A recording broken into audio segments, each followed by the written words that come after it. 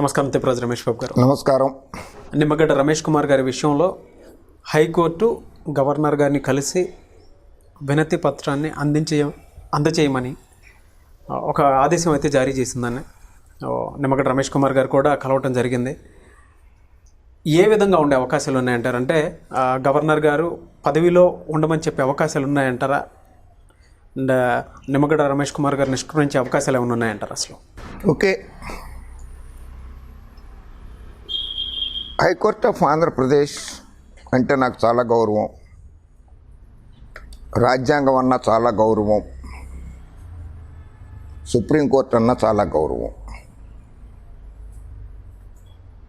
ఇక్కడ అసలు first of all అన్నిటికంటే ముందు మళ్ళీ ఇంకొకసారి మనం గతంలో వీడియోలో చెప్పాను చాలాసార్లు, పచ్చపిచ్చి గొట్టాలకి చెంపదెబ్బ, హైకోర్టు చెంపదెబ్బ, జగన్ ప్రభుత్వానికి చెప్పుదెబ్బ, జగన్ ప్రభుత్వానికి మొట్టికాయలు. న్యాయస్థానాలు మసాల్చే పార్లర్లు కావు, బ్యూటీ పార్లర్లు కావు, న్యాయ దేవతలు న్యాయమూర్తులు ఉండేటువంటివి. వాటికి గౌరవం ఇచ్చే భాష ఉపయోగించండి మీరు. రెండు, మీకు న్యాయస్థానాల మీద రాజ్యాంగం మీద ఎంత అవగాహన ఉందో నాకైతే తెలీదు. మీరు ఎవరికి గౌరవం ఇవ్వాలనుకుంటున్నారో వాళ్ళకి మాత్రం చాలా గౌరవం ఇస్తారు. నిమ్మగడ్డ రమేష్ కుమార్ గారు, చంద్రబాబు నాయుడు గారు, కామినేని శ్రీనివాస్ గారు, సృజనా చౌదరి గారు వచ్చిన తర్వాత నిమ్మగడ్డ రమేష్ కుమార్ గారు గవర్నర్ని కలిసిన తర్వాత ఆయన ఎటువంటి ఆదేశాలు ఇస్తాడో వేచి చూడాలి. ఏంట్రా భాష? గవర్నర్ వచ్చేసరికి డోనా, ఆదేశాలు ఇస్తాడో. హిజ్ ఎక్సలెన్సీ ద గవర్నర్ అనాలి ఆయన్ని, హిజ్ ఎక్సలెన్సీ ద గవర్నర్ అనాలి. నర్లకోట వేసుకోగానే రాజ్యాంగ నిపుణులు అయిపోరు మీరు. రాజశేఖర రెడ్డి గారి దగ్గర 50 లక్షల రూపాయలు తీసుకుని నాకు ఇల్లు లేదు మహాప్రభు అంటే 50 లక్షల రూపాయలు ఆయన దగ్గర తీసుకున్నటువంటి వ్యక్తి ఈరోజు ఆయన పుత్రుడైనటువంటి వైఎస్ జగన్మోహన్ రెడ్డి గారికి వ్యతిరేకంగా కోర్టులో పిటిషన్లు వాదిస్తున్నాడు. రాజశేఖర రెడ్డి గారి గండపెండేరం దొరికినటువంటి మరో న్యాయవాది ఈరోజు జగన్మోహన్ రెడ్డి గారికి వ్యతిరేకంగా పిటిషన్లు వాదిస్తున్నాడు. ఆఫ్కోర్స్ వాదించొద్దని నేను అనను, అది వృత్తి ధర్మం, నైతిక విలువ లేకపోవచ్చు, బట్ వృత్తి ధర్మంగా చేస్తున్నారు వాళ్ళు. సరే, మీరు అడిగిన ప్రశ్నకి సమాధానాలుగా వస్తాను నేను వన్ బై వన్. ఇక్కడ అసలు మొట్టమొదటగా చూడాల్సింది మనం ఏంటంటే,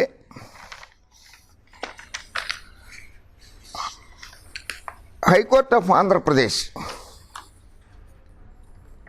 నిమ్మగడ్డ రమేష్ కుమార్ గారు వేసినటువంటి కంటెంప్ట్ ఆఫ్ ది కోర్టు పిటిషన్ని తీసుకోకూడదు లెక్క ప్రకారంగా.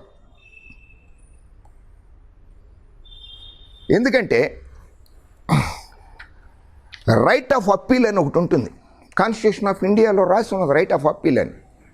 మున్సిపల్ మేజిస్ట్రేట్ కోర్టులో ఓడిపోతే డిస్ట్రిక్ట్ మేజిస్ట్రేట్ కోర్టుకి వెళ్ళచ్చు, డిస్ట్రిక్ట్ మేజిస్ట్రేట్ కోర్టుకి వెళ్తే ఓడిపోతే సెషన్స్ కోర్టుకి వెళ్ళచ్చు, సెషన్స్ కోర్టులో ఓడిపోతే హైకోర్టుకి వెళ్ళచ్చు, హైకోర్టులో ఓడిపోతే సుప్రీంకోర్టుకి వెళ్ళచ్చు, సుప్రీంకోర్టులో కూడా సింగిల్ జడ్జి, ద్విసభ్య ధర్మాసనము, త్రిసభ్య ధర్మాసనము, 5 judge bench, 7 judge bench, 9 judge bench, 13 judge bench దాకా కూడా వెళ్ళచ్చు. అది రాజ్యాంగంలో రాసి ఉన్నది. అట్లాగే ఆంధ్ర రాష్ట్ర ప్రభుత్వం, జగన్మోహన్ రెడ్డి గారి నేతృత్వంలో ఉన్నటువంటి ప్రభుత్వం సుప్రీంకోర్టులో ఎస్ఎల్పి పిటిషన్ దాఖలు చేసింది, special leave petition. Nimmagadda Ramesh Kumar గారు స్టేట్ ఎలక్షన్ కమిషనర్ వ్యవహారాన్ని, అది అక్కడ పెండింగ్లో ఉన్నది. అది అక్కడ పెండింగ్లో ఉండగా ఈయన నన్ను అపాయింట్ చేయలేదు, రాష్ట్ర ప్రభుత్వం అపాయింట్ చేయలేదు అని అంటాడు. రాష్ట్ర ప్రభుత్వం కాదు, నేను అపాయింట్ చేసింది గవర్నర్ గారు. నిమ్మగడ్డ రమేష్ కుమార్ గారిని అపాయింట్ చేసింది గవర్నర్ గారు. అసలు రాష్ట్ర విభజన జరిగిన తర్వాత తెలంగాణ రాష్ట్రం వాళ్ళు చట్టాన్ని ఉపయోగించి వాళ్ళు ఇక్కడ స్టేట్ ఎలక్షన్ కమిషనర్ని నియమించుకున్నారు. అలాగే రాష్ట్ర విభజన చట్టంలో ప్రకారంగా ఆంధ్రప్రదేశ్ రాష్ట్రానికి కూడా ఒక స్టేట్ ఎలక్షన్ కమిషనర్ ఉండాలి కనుక అపాయింట్ చేయడానికి చంద్రబాబు నాయుడు గారి ప్రభుత్వం ఉద్యుక్తులు. ఆ టైంలో గవర్నర్ గారు నరసింహన్ గారు, గవర్నర్ గారు, his excellency the governor. Accordingly, the file has been circulated to the His Excellency Governor through the Honorable Chief Minister for orders on Constitution of State Election Commissioner.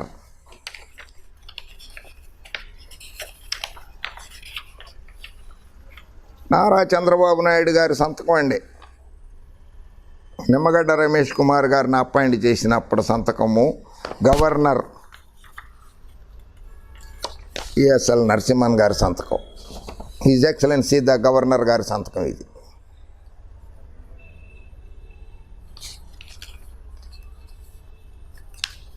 ఇది governor గారి సంతకం. ఈ సంతకాల ప్రకారమే నిమ్మగడ్డ రమేష్ కుమార్ గారు రాష్ట్ర ఎన్నికల అధికారిగా ఎస్సీసీగా నియమించబడ్డారు. ఇందులో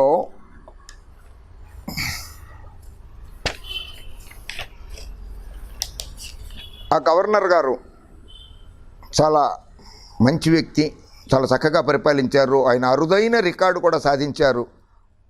2 రాష్ట్రాలకి 5 సంవత్సరాల తప్పున ఒక్కళ్ళే గవర్నర్గా ఉన్నది భారతదేశ చరిత్రలో మొట్టమొదటిగా నరసింహన్ గారికి దక్కింది. అది 5 సంవత్సరాలు పూర్తిగా ఆంధ్రప్రదేశ్ రాష్ట్రానికి, అటు తెలంగాణ రాష్ట్రానికి, మళ్ళీ ఉమ్మడి రాష్ట్రాలకు కూడా కొంతకాలంగా పనిచేసిన ఘనత కూడా ఆయనదే, నరసింహన్ గారిదే. The governor has opined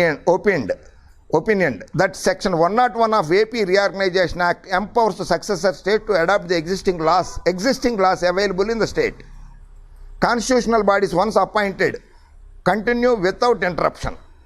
కనుక దాన్ని గవర్నర్ గారు నరసింహన్ గారు హోమ్ మినిస్ట్రీకి పంపించారు, న్యూఢిల్లీ, గవర్నమెంట్ ఆఫ్ ఇండియాకి. And is of the firm view that the Section 101 does not prohibit constitution of a separate state election commission for the state of Andhra Pradesh. His Excellency Governor has referred the case to the Ministry of Home Affairs for clarification on the issue. When the matter stood thus, file has been circulated.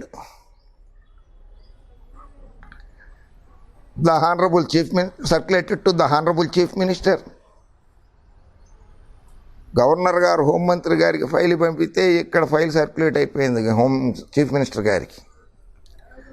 The honourable CM has ordered AG to discuss accordingly copies of the NF and CF of this file, note file and circulated file of this file have already been sent to advocate general Andhra Pradesh with a request to discuss with CM and outcome of the discussions yet to be known. Discussions yet to be known.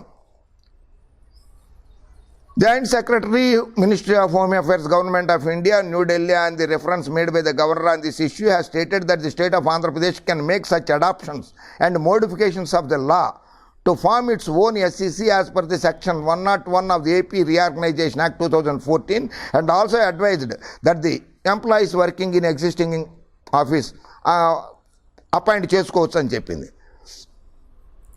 In view of the above, it is for orders whether the new SEC may be constituted by invoking the Section 101 of the AP Reorganization Act 2014 and Section 200 of Andhra Pradesh Panchayati Raj Act 1994 as permitted by the Ministry of Home Affairs, Government, and as advised by the Advocate General.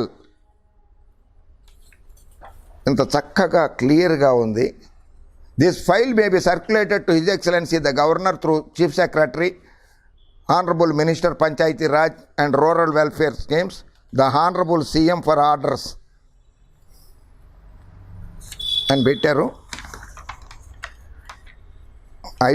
IYR Krishnarao garu IAS Secretary, Chief Secretary IYR Krishnarao garu, Ayyanna Patrudu CH Ayyanna Patrudu minister గారు సంతకం.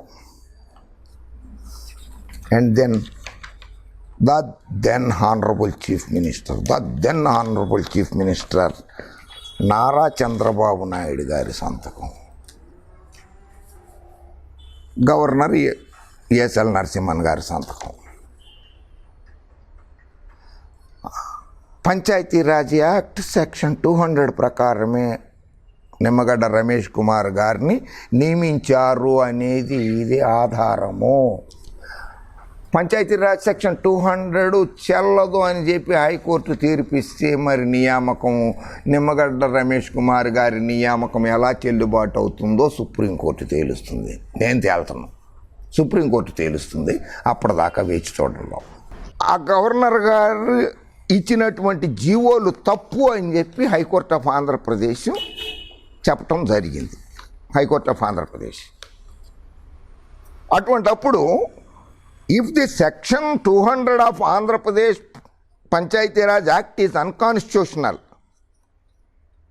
అది Panchayati Raj section 200 రాజ్యాంగ విరుద్ధము అని చెప్పినప్పుడు మరి రమేష్ కుమార్ గారు అక్కడ స్వయంభూన అక్కడ ఆ కుర్చీలో 4 ఏళ్ల నుంచి చేసింది ఆయన స్వయంభూగా వెలిసి చేశాడు ఆ పని.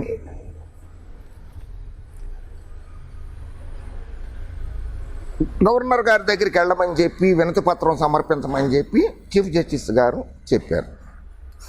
ఆంధ్రప్రదేశ్ చీఫ్ జస్టిస్ గారు నిమ్మగడ్డ రమేష్ కుమార్ గారికి చెప్పారు, సూచన చేశారు. పునః ఆదేశాలు అనొద్దు మనం, సూచన చేశారు వెళ్ళి కలవమని. ఎందుకు? గవర్నర్ గారు నామినేట్ చేశారు కనుక. అంటే ఈ రోజు దాకా కూడా నిమ్మగడ్డ రమేష్ కుమార్ గారికి గవర్నర్ గారిని కలవాలి అన్న ఉద్దేశం రాలేదా? గవర్నర్ నిన్న అపాయింట్ చేసింది గవర్నర్. నేను గతం వీడియోలో కూడా చెప్పాను, గవర్నర్ గారు అపాయింట్ చేశారు, గవర్నర్ గారిని ఎందుకు కలవలేదని నేను కూడా క్వశ్చన్ వేసాను. 2 నెలల క్రితమే వేసాను నేను వీడియో చేసినప్పుడు. అంటే గవర్నర్ వ్యవస్థ మీద మీకు నమ్మకం లేదా? గవర్నర్ వ్యవస్థ మీద నమ్మకం లేదు, రాష్ట్ర ప్రభుత్వం మీద నమ్మకం లేదని చెప్పి హైకోర్టులో కోర్టు ధిక్కార పిటిషన్ వేసి గవర్నర్ గారిని కలవమని చెప్పింది హైకోర్టు. ఎందుకంటే governor is not comes under the purview of the court. చాలామంది లాయర్లు చెప్తున్నారు కదా, పచ్చా పిచ్చి గొట్టాల్లో కూర్చుని ఊగిపోతూ చెప్పేస్తున్నారే, తప్పు. Article 361 constitution of India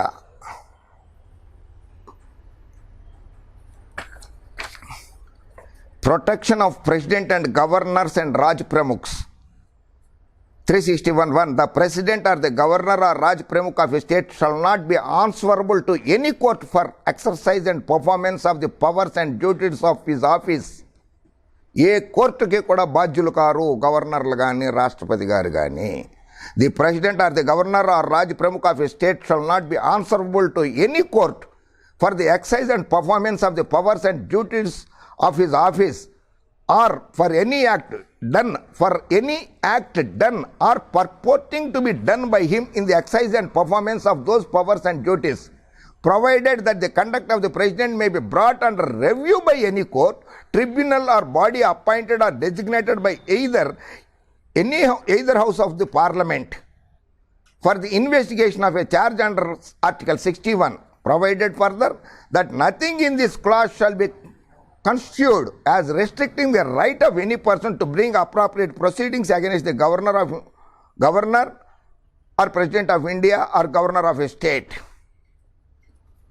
And 361(2) clause 2, no criminal proceedings whatsoever ఏదైనా సరే, నో కంటెంప్ట్ అంటే క్రిమినల్ కేసు ప్రొసీడింగ్ కిందకు వస్తుంది, అది ధిక్కారణ case. No criminal proceedings whatsoever shall be instituted or continued against the president or the governor of a state in any court during the term of his office. Governor గారి మీద కానీ రాష్ట్రపతి గారి మీద కానీ ఎటువంటి చర్యలు తీసుకుంటానికి ఈవెన్ నోటీస్ కూడా ఇవ్వకూడదు గవర్నర్కి, సమ్మన్స్ కూడా ఇవ్వకూడదు గవర్నర్ గారికి. కంటెంప్ట్ పిటిషన్లో honourable chief justice of Andhra Pradesh high court Nimmagadda Ramesh Kumar గారు మీరు వెళ్ళి గవర్నర్ గారిని కలవండి అని మాత్రమే చెప్పారు, విజ్ఞాపన పత్రం సమర్పించమని. అంతేగాని గవర్నర్ గారికి ఆదేశాలు జారీ చెయ్యలేదు. ఆయన సీట్లో కూర్చోపెట్టే నిమ్మగడ్డ రమేష్ కుమార్ గారిని ఆదేశాలు జారీ చేయలేదు. ఇంకో వక్ర భాష్యం ఏం చెప్తున్నారంటే సుప్రీంకోర్టు స్టే ఇవ్వలేదు కదా, సుప్రీంకోర్టులో స్పెషల్ లీవ్ పిటిషన్ పెండింగ్లో ఉన్నది. లాస్ట్ 8వ తారీఖు నాడు జరిగినప్పుడు వాదనలు విన్నప్పుడు సుప్రీంకోర్టు బెంచ్, అది ఆ బెంచ్ విన్నప్పుడు 4 వారాలు టైం ఇచ్చింది మీ వాదనలు వింటామని. ఆ విన్నప్పుడు ఈ వీడియో కూడా నిమ్మగడ్డ రమేష్ కుమార్ గారు, కామినేని శ్రీనివాస్ గారు, ఎవరో సుజనా చౌదరి గారు వాళ్ళు పార్క్ హయత్ హోటల్లో కలిసిన వీడియోను కూడా సబ్మిట్ చేయడం జరిగింది అందులో. సో ఇవన్నీ మేము క్షుణ్ణంగా వాదనలు వింటాము, అందరి వాదనలు వింటాము, ప్రతివాదనలు కూడా వింటాము, అన్నీ విన్న తర్వాత మేము జడ్జిమెంట్ ఇస్తాము అన్నారు. మీరు స్టే ఇవ్వలేదు అని అడిగినప్పుడు అంటున్నారు కదా, వక్రభాష్యం చెప్తున్నారు. సుప్రీంకోర్టులో కేసు పెండింగ్లో ఉండగా వక్రభాష్యం చెప్పటం అన్నమాట ఇది. సుప్రీంకోర్టులో కేసు పెండింగ్లో ఉన్నప్పుడు ఆయన వీళ్ళు సుప్రీంకోర్టు కూడా ఆదేశాలు ఇవ్వలేదు కదా, రమేష్ కుమార్ గారిని మీరు కుర్చీలో కూర్చోపెట్టండి అని ఆదేశాలు ఇవ్వలేదు కదా. సుప్రీంకోర్టును మేము వాదనలు విన్న తర్వాత తుది తీర్పు ఇచ్చేటప్పుడే చెప్తామని అన్నది కదా. అవును. మరి అటువంటప్పుడు సుప్రీంకోర్టుని కూడా వీళ్ళు తప్పు పట్టే స్థాయికి వచ్చేసారు. ఈ టీవీ ఛానల్స్లో కూర్చునో ఇంకో చోట కూర్చునో ఆ పచ్చగొట్టాలు పిచ్చిగొట్టాల ముందు కూర్చుని మాట్లాడుతున్నారు. And when the Chief Justice himself drove him to the governor for implementation of the judgment, where is the question of the government committing contempt? Nimmagadda Ramesh Kumar గారిని మీరు వెళ్ళి గవర్నర్ గారిని కలిసి విజ్ఞాపన పత్రం సమర్పించండి అని చెప్పినప్పుడు వైఎస్ జగన్మోహన్ రెడ్డి రాష్ట్ర ప్రభుత్వము ఆంధ్రప్రదేశ్ ప్రభుత్వము కోర్టు ధిక్కారానికి పాల్పడిందని అట్లా చెబుతారు మీరు? ఉందా? స్క్రూ లూజ్ అయినాయా? ఎట్లా చెప్తారు? గవర్నర్ గారిని కలవమన్నారు, గవర్నర్ గారికి నోటీస్ ఇవ్వలేరు, సమ్మన్స్ ఇవ్వలేరు, ఆయన కంటెంప్ట్ పిటిషన్లోకి తీసుకోలేరు, కంటెంప్ట్ ఆయన మీద వేయలేదు హైకోర్టు కూడా. అటువంటప్పుడు వైఎస్ జగన్మోహన్ రెడ్డి గారి ప్రభుత్వం కంటెంప్ట్ కోర్టు ధిక్కరణకు పాల్పడిందని ఎలా చెప్తారు అందరూ? అది తప్పు. అలా వక్రభాష్యాలు చెప్పొద్దు. మీ మీద కోర్టు ధిక్కారణ పిటిషన్ వేయాల్సి వస్తుంది, మీ అందరి మీద కూడా ఇటువంటి వక్రభాష్యాలు చెప్పేవాళ్ళ మీద. మరి YSR party Congress legal cell ఉన్నది, వాళ్ళు ఎందుకు ఉదార మనస్తత్వం చూపిస్తున్నారు ఇటువంటి వాళ్ళ మీద అర్థం కావటం లేదు. వాళ్ళు వేయచ్చు. Even for governor a reasonable time is required for examining the 300+ page judgement. 318 పేజీల జడ్జిమెంట్ అది. ఆ జడ్జిమెంట్ని చదవడానికి గవర్నర్ గారు, హిజ్ ఎక్సలెన్సీ ద గవర్నర్ గారు కూడా టైం పడుతుంది. దాంట్లో మీకు ఇంకోటి ఏంటంటే, భారత రాజ్యాంగము కాన్స్టిట్యూషన్ ఆఫ్ ఇండియా ఆర్టికల్ 111 3(1) 111 అంటారు దాన్ని. 111 కాన్స్టిట్యూషన్ ఆఫ్ ఇండియా ఆర్టికల్ 111.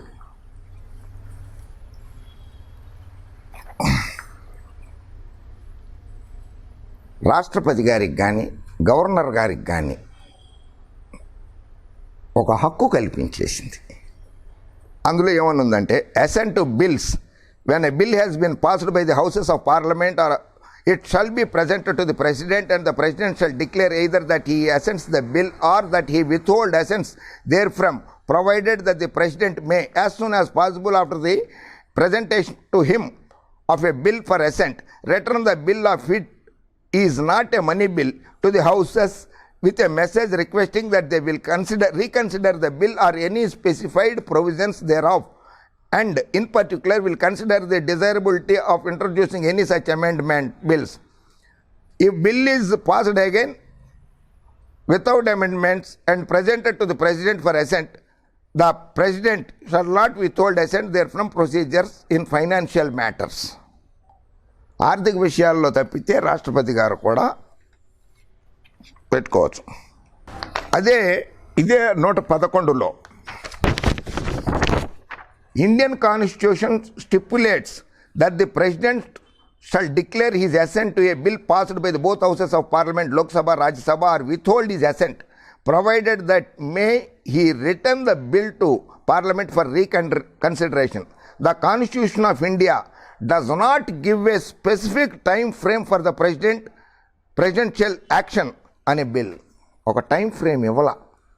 10 రోజుల్లోనే గవర్నర్ గారు సంతకం పెట్టేయాలి, రాష్ట్రపతి గారు సంతకం పెట్టేయాలి, 20 రోజుల్లోనే సంతకం పెట్టేయాలి రాష్ట్రపతి గారు, 1 రోజుల్లో సంతకం పెట్టేసి పంపించేయాలి. టైం ఇవ్వాల. చాలా టైం ఉంటుంది. 6 నెలలు కావచ్చు, 15 నెలలు కావచ్చు, 12 నెలలు కావచ్చు. చాలా ఆయన ఓపిక ఉండాలి గవర్నర్ల గారికి. వాళ్ళు చదివే టైం కావాలి, వాళ్ళకి ప్రజా సమస్యలు చాలా ఉంటాయి. అటువంటివన్నీ చూసుకుంటూ ఉన్నాక మరి అన్ని పేజీలు జడ్జిమెంట్ చదవాలి గవర్నర్ గారు. అవన్నీ చదవడానికి కూడా ఆయనకి టైం పడుతుంది. అదిగా కాన్స్టిట్యూషన్ ప్రొవైడ్ చేసింది వాళ్ళకి టైం ఫ్రేము, టైం బౌండ్ ఏం పెట్టాల వాళ్ళకి, గవర్నర్కి కానీ రాష్ట్రపతికి కానీ. కాన్స్టిట్యూషన్ ఆఫ్ ఇండియా నీ దగ్గరకు ఒకసారి బిల్లు కానీ ఏదన్నా వస్తే దాని మీద అర్జెంటుగా తీసేసుకోమని ఇవాళ వినతిపత్రం సమర్పించారు ఆయన రమేష్ కుమార్ గారు. దాన్ని స్టడీ చేయాలి ఆయన.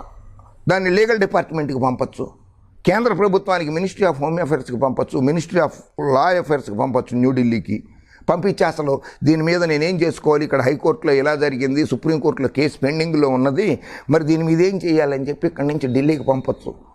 అక్కడ వాళ్ళు ఎంత టైం తీసుకుంటారో బాగా తెలియదు, దేవుడికి తెలియాలి, చట్టానికి తెలియాలి. నిమ్మగడ్డ రమేష్ గారు మరి ఇప్పుడిప్పుడే కూర్చునే అవకాశాలు అయితే నాకైతే కనపడడం లేదు.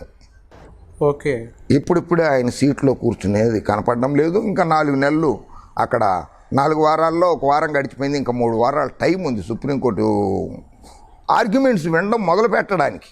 తుది తీర్పు ఇవ్వడానికి కూడా కాదు అది, ఆర్గ్యుమెంట్స్ వినడానికి, వాద ప్రతివాదనలు వినడానికి ఇంకా టైం ఉన్నది. తర్వాత వచ్చేసి enforcing the implementation under the threat of contempt, the right of appeal provided under the constitution would also be defeated. Supreme కోర్టులో రాజ్యాంగబద్ధంగా ఏం చెప్పిందయ్యా అంటే, interlocutory application means an application filed in a pending main case praying for relief interim or otherwise from the court. అసలు అక్కడ పెండింగ్లో ఉంటే సుప్రీంకోర్టులో ఇక్కడ కంటెంప్ట్ కేసు ఎట్లా వస్తుంది వినడానికి? జడ్జిమెంట్ ఇచ్చేశారు, తుది తీర్పు అయిపోయింది, వాళ్ళు జడ్జిమెంట్ ఇచ్చేశారు. అక్కడ సుప్రీంకోర్టులో కేసు పెండింగ్లో ఉంది. ఈ అప్పీల్ చేసుకుంటానికి కూడా అవకాశం లేదు అన్నట్లుగా ఈ పచ్చ పిచ్చి గొట్టాలు కానీ లేకపోతే నల్ల కోటేసుకున్నటువంటి కొంతమంది ప్రముఖులు కానీ అంతా అయిపోయింది, గవర్నర్ గారు రేపు పొద్దున్న ఆయనకు ఆర్డర్స్ ఇచ్చేస్తారు, కూర్చుంటారని చెప్పి ప్రజల్ని గందరగోళ స్థితిలోకి నెట్టేస్తున్నారు. నో, ఈరోజు నాడు గవర్నమెంట్ ఆఫ్ ఆంధ్రప్రదేశ్ సుప్రీంకోర్టులోనే పడేసింది, పిటిషన్ వేసింది, ఇంటర్లాక్యుటరీ పిటిషను. ఈ పిటిషన్ వేసింది, ఇంటర్లాక్యుటరీ పిటిషన్ని సుప్రీంకోర్టులో ఈరోజు వేసింది. హైకోర్టులో జరుగుతున్న విషయాలను కానీ వాద ప్రతివాదనలన్నింటినీ కూడా ఆపేయాల్సిందిగా ఆదేశాలు జారీ చేయమని చెప్పి ఈరోజు నాడు ఆంధ్రప్రదేశ్ గవర్నమెంటు సుప్రీంకోర్టులో పిటిషన్ దాఖలు చేసింది.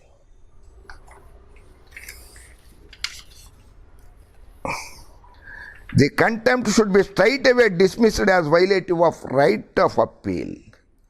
రైట్ ఆఫ్ అప్పీల్ అనేది ఉన్నది, ప్రతి వ్యక్తికి ఉన్నది, ప్రతి ప్రభుత్వానికి ఉన్నది.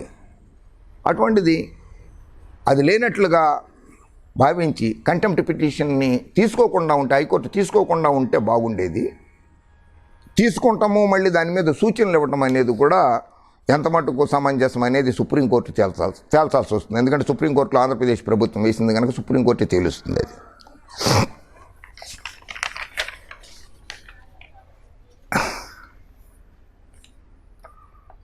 No directions can be given to governor.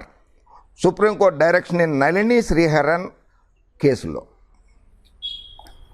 Nalini శ్రీహరన్ case చాలా famous case.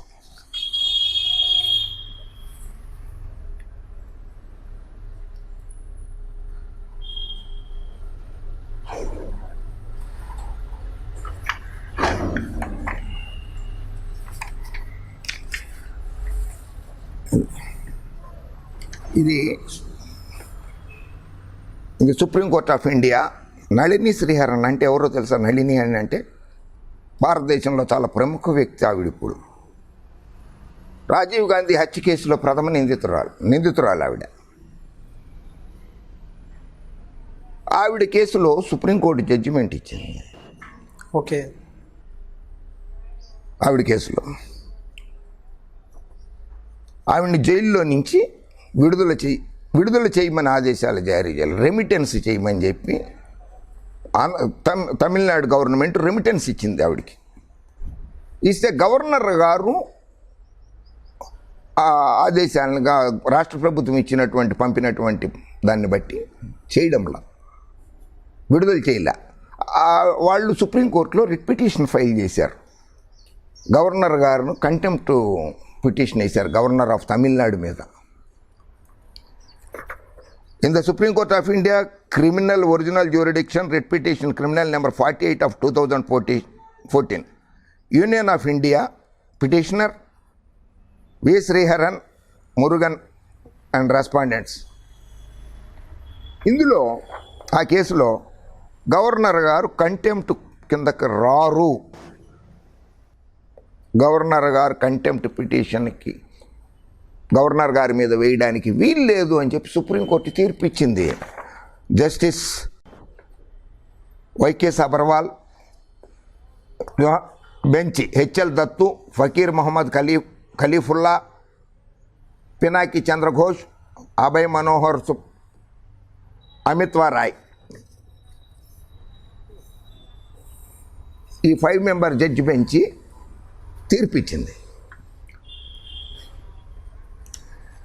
And Rameshwar Prasad and others versus union of India on 24th January 2006 bench YK Sabharwal, chief justice of India, KG Balakrishnan, BN Agarwal, Ashok Bhan, Ajit పసాయత్.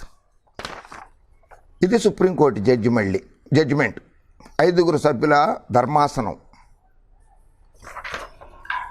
Writ petition civil 257 of 2005, writ petition number 257 of 2005, Rameshwar Prasad petitioner, respondent union of India, government of India. Date of judgment 24/1/2006.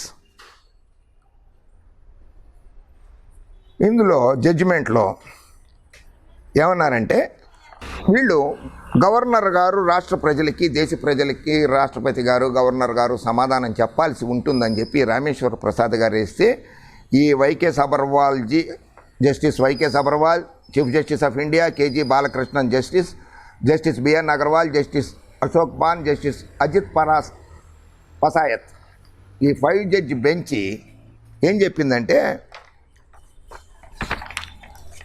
the president or governor shall not be made answerable to any court.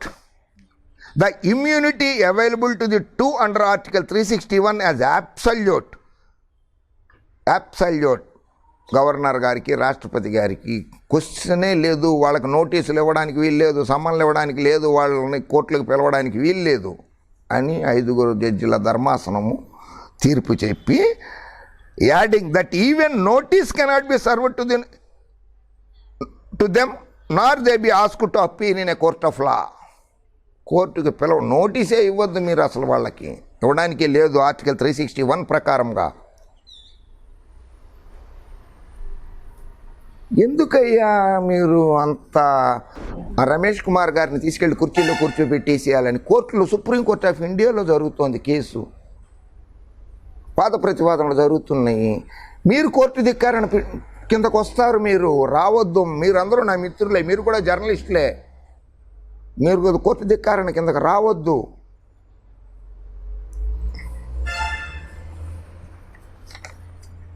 ఇకపోతే governor గారు అధికారాల గురించి ప్రశ్నకు వచ్చినప్పుడు, Harigovind Pant versus doctor Rajkul Tilak and others 1979 3 Supreme Court 3 SSC 458 judgment number, whether the governor could be considered as an employee of the government of India.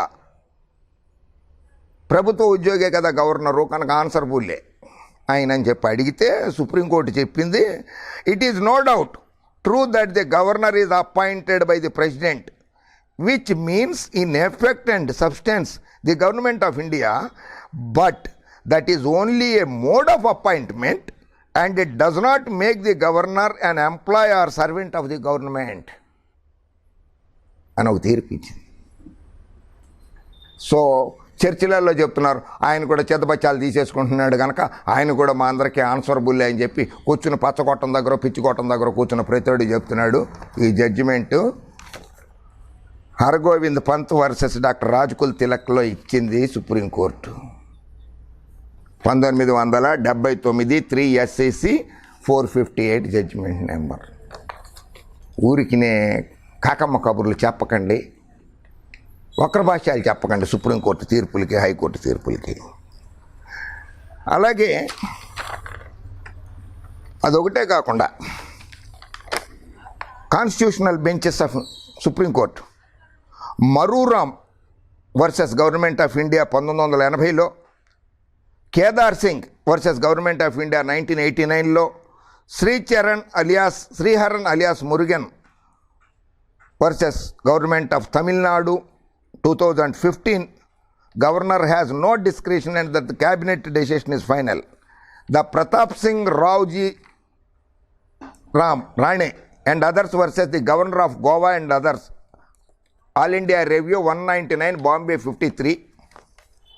Full bench of Madras High Court in K.A.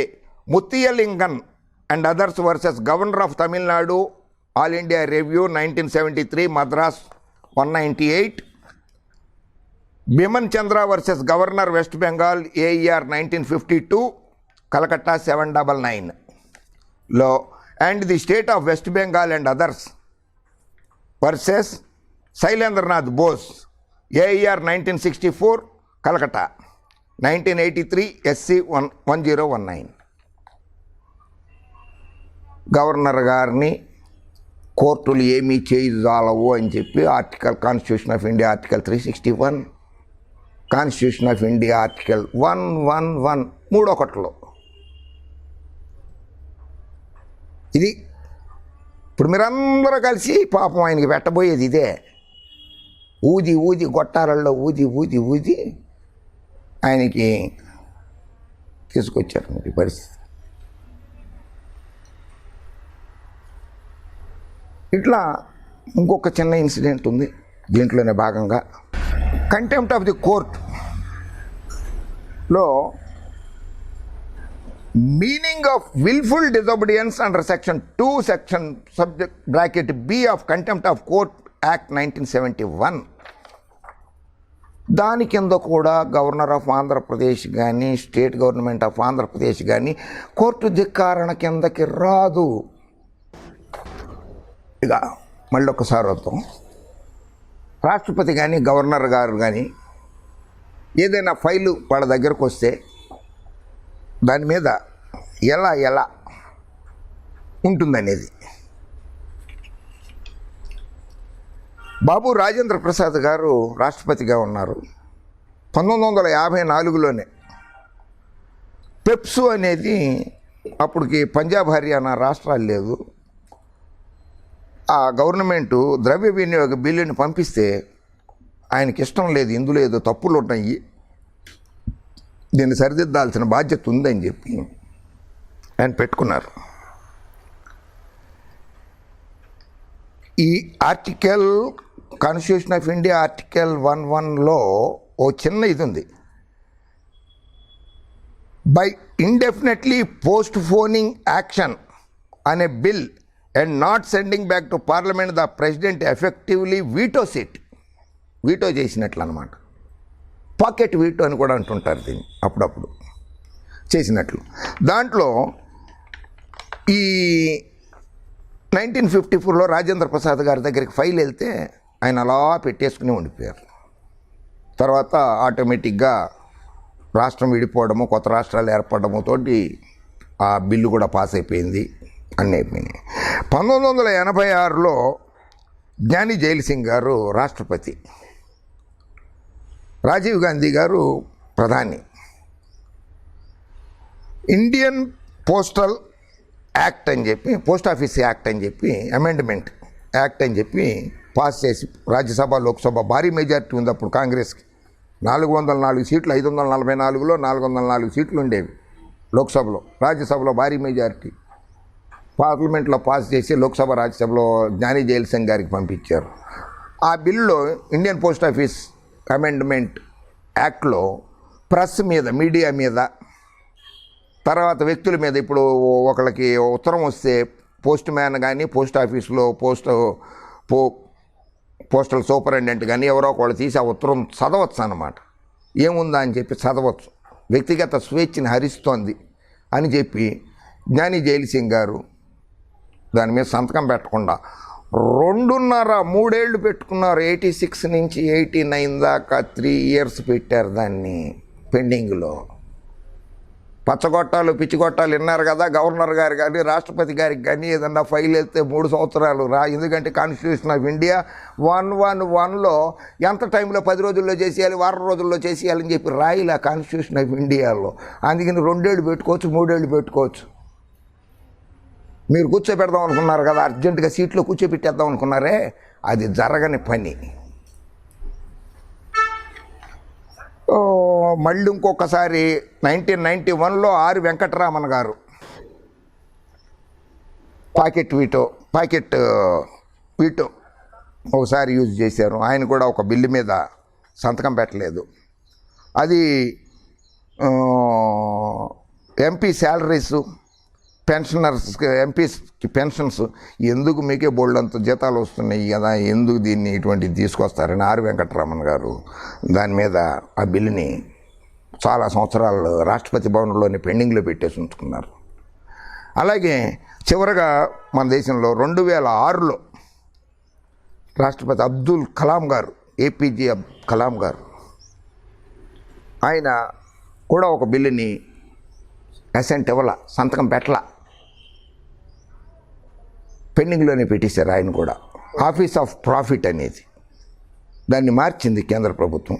అందుకని చెప్పి ఆయనకి ఇష్టం లేదు కనుక దాన్ని అలా పెట్టేసి ఉంచేసారు. కనుక గవర్నర్ గారికి ఫైల్ వెళ్ళిన తర్వాత ఆయన ఎంతకాలంలో సంతకం పెట్టాలి, ఎప్పుడు సంతకం పెట్టేయాలి అనేది ఆయన విచక్షణాధికారం ఉంటుంది. రాజ్యాంగ పరిధిలో రాసి లేదు, రాజ్యాంగంలో రాసి లేదు. కోర్టులు చెప్పజాలవు, కోర్టులు సమ్మన్లు ఇవ్వజాలవు, కోర్టులు నోటీసులు ఇవ్వజాలవు, కోర్టులు రమ్మని చెప్పలేవు గవర్నర్ గారిని.